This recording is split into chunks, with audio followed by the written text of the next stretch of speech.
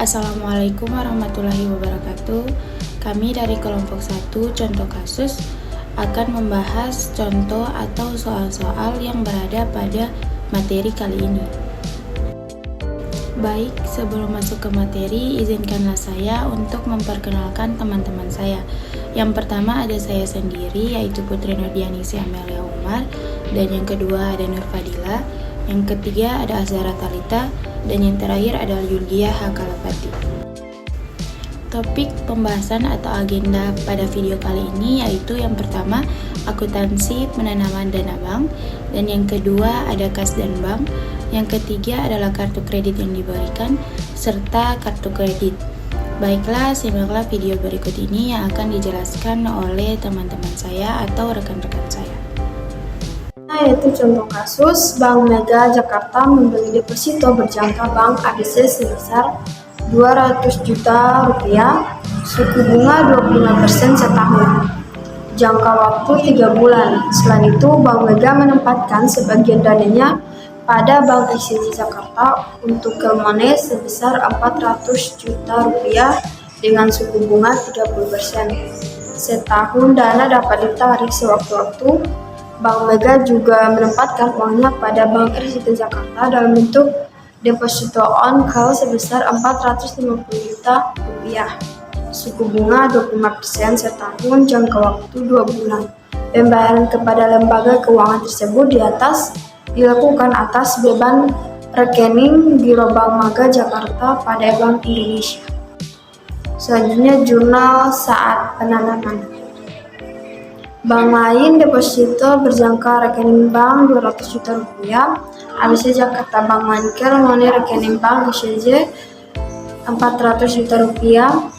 Bank lain deposito on call rekening bank XCJ Jakarta Bank Indonesia Giro sebesar 450 juta rupiah, sama dengan 1, miliar sekian. Selanjutnya yaitu jurnal saat penerimaan bunga. Bank lain Giro rekening bank ABC senilai 4 juta rupiah. Bank lain Giro rekening bank senilai 10 juta. Bank lain Giro rekening bank ROT sebesar 9.750.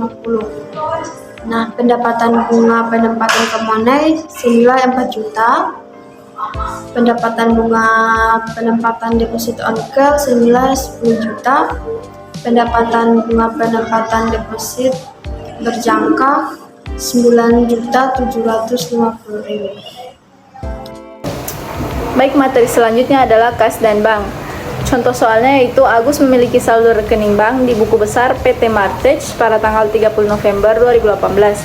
Jumlah saldo Agus ialah sebesar 185.500. Saldo menurut rekening koran saat itu menunjukkan total jumlah dana sebesar 207.000. Namun setelah dilakukan pemeriksaan, ternyata terdapat perbedaan data di dalamnya. Perbedaan tersebut disebabkan oleh beberapa faktor, di antaranya ialah yang pertama, terdapatnya biaya administrasi bank di bulan November 2018 sebanyak 2.800 yang muncul di rekening koran bank dan belum dicatat oleh perusahaan karena nota debitnya belum sampai. Yang kedua, terdapatnya 5 lembar cek dengan total 40.750 yang telah dibayarkan kepada para pemasok atau supplier untuk melunasi utang yang ternyata belum diuangkan. Selanjutnya, terdapat cek yang ditarik oleh perusahaan PT Ayu yang berjumlah 15.000 tapi ternyata telah salah dibukukan oleh pihak bank ke dalam rekening PT Martech. Yang selanjutnya, terdapat kiriman uang dari langganan melalui bank transfer yang berjumlah 3.950 dalam rangka pelunasan utang tapi belum dicatat di dalam pembukuan perusahaan. Selanjutnya, terdapatnya cek dengan nomor SR5220 dengan jumlah sebesar Rp75.50 dan dicatat dalam pembukuan PT Martech dengan jumlah Rp65.150. Kemudian Anda diminta untuk membuatkan rekonsiliasi bank untuk PT Martech pada tanggal 30 November 2018 serta buatlah pula jurnal penyesuaian yang dibutuhkan. Di sini terdapat PT Martech laporan rekonsiliasi bank per 31 Juli 2006.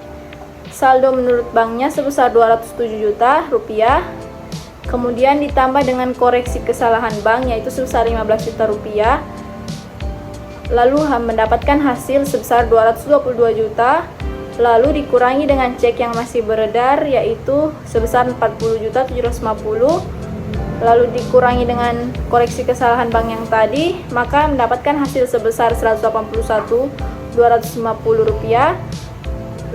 Lalu saldo menurut perusahaannya berjumlah 155.500. Lalu ditambahkan lagi dengan saldo kiriman uang yang sebesar 3.950, maka mendapatkan hasil 189.450.